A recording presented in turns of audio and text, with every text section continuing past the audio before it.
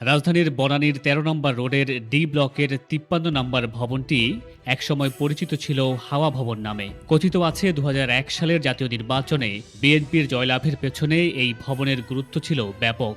অভিযোগ রয়েছে সেই সময় তারেক রহমানের নেতৃত্বে এখান থেকেই দেশের নানা গুরুত্বপূর্ণ রাজনৈতিক সিদ্ধান্ত নেওয়া হতো এবং এখান থেকেই দুর্নীতির শক্তিশালী নেটওয়ার্ক গড়ে ওঠে। হাওয়া ভবনের মূল আকর্ষণ ছিলেন তৎকালীন প্রধানমন্ত্রী বেগম খালেদা জিয়ার বড় ছেলে তারেক রহমান। তাকে ঘিরে গড়ে ওঠে একদল সুবিধাভোগী নেতা ও প্রভাবশালী মহল। আর সে কারণেই অনেকের কাছে হাওয়া ভবন ছিল সরকারের অঘোষিত ক্ষমতার কেন্দ্র।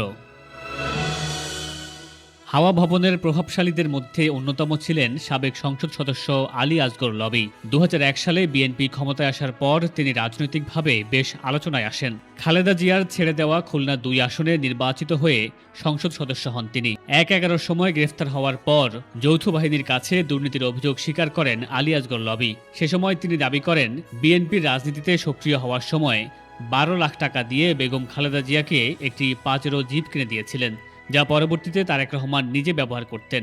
২০১৯ সালে অসুস্থতার কারণ দেখিয়ে বিএনপি থেকে পদত্যাগ করেন আলী আসগর লবি। তবে আসন্ন নির্বাচনে খুলনা ৫ আসনে আবারও তাকে প্রার্থী করেছে বিএনপি।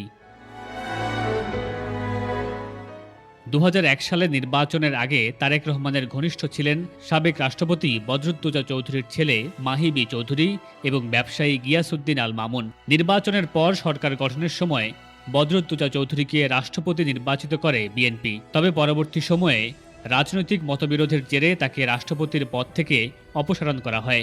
এরপর থেকেই একসময়ের ঘনিষ্ঠ সহযোগী মাহিবি চৌধুরীর সঙ্গে তারেক রহমানের দূরত্ব বাড়তে থাকে এবং এক পর্যায়ে সম্পর্ক পুরোপুরি ছিন্ন হয়। অন্যদিকে 111-এর সময় গ্রেফতার হন তারেক রহমানের ঘনিষ্ঠ গিয়াসউদ্দিন আল মামুন। দীর্ঘ ১৭ বছর ৬ মাস কারাভোগের পর ২০২৪ সালের ৬ আগস্ট তিনি কারাগার থেকে মুক্তি পান।